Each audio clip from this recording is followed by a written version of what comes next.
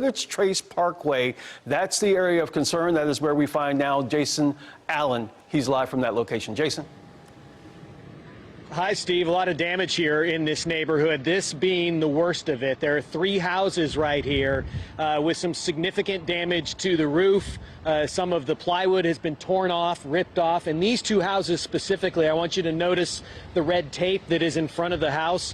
Understand from the occupants of both of these homes that they have been red tagged. Firefighters have looked at them. They're concerned about the brick facade on the front of the house and some of the cracks that they have seen. And potentially some of that may be coming down, especially as we get some more strong winds. You're going to look back down the street so you can get an idea of the extent of some of the damage here. It starts with some trees, some very large trees that have come down. It extends down to these 3 houses, and then there are large trees that have been taken down all the way down this street. A block or so to the south, and then to the north there's also some additional damage there. Mostly shingles and trees, though. This is the worst structural damage we've seen. If we have it, and tell me if we don't, producers, but I want to show you that video again, shot by Sean Wacasey. This was in the neighborhood, probably about 2 blocks or so to the east as this storm was coming through. He was shooting this out his back door of the clouds above him starting to whirl, and this is kind of the description that I heard from people who lived here in this neighborhood, that they're just out in the yard, noticed things kind of starting to twirl and swerve above them, and then this thing just hit out of nowhere. We talked to the Bensons, who live in one of the houses that we're standing here right in front of, about what it was like as they were outside trying to enjoy Father's Day, and this storm just hit. Already getting heavier.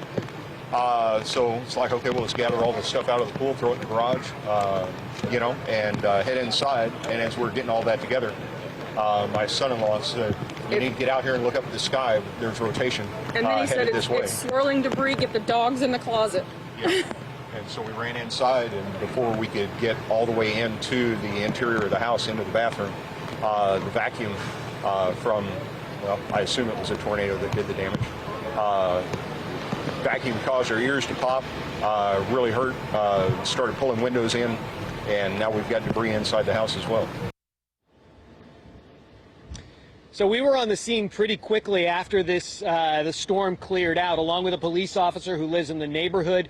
As far as we could tell, and with firefighters going up and down, no reports of anybody that we knew of that was injured. We have heard some reports of a couple of people injured by a falling tree potentially in this area, but at least most of the casualty and the problems that we've seen here have been structurally to these homes, and then a lot of trees and a lot of shingles that have been ripped off on a couple blocks to the north and to the south. Steve? Okay, Jason, good news there because no injuries, but that red tape there, obviously concern for those homeowners. From North Fort Worth now we go to Southwest Arlington, where CBS 11 storm chaser Jason McLaughlin has found another pocket of damage. Now he is in the area north of I-20 and Pleasant Ridge Road. Absolutely, here I am, and we do have damage, quite a bit of damage, actually. Very large trees have been uprooted and tossed down on top of homes. There's a couple of homes that are missing parts of their roofs, as well as a back patio in this area that I'm at right now was actually picked up, and it was thrown up over the house, and as you can tell, it took out the chimney. It's barely hanging on there, and you can see some of the paper that was on top of that patio there. So litter just everywhere. We've got plywood, very large trees, large tree branches. The residents, though, it's been amazing just seeing all the residents out here, the way that they came together. We've been out here roughly an hour, hour and a half.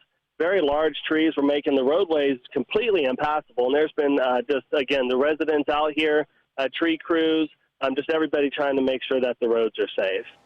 Okay, good deal. Yeah, that is tough to watch, obviously, when you have that kind of level of wind, strong winds coming through those areas. Jason, we'll check back with you. Thank you so much. Let's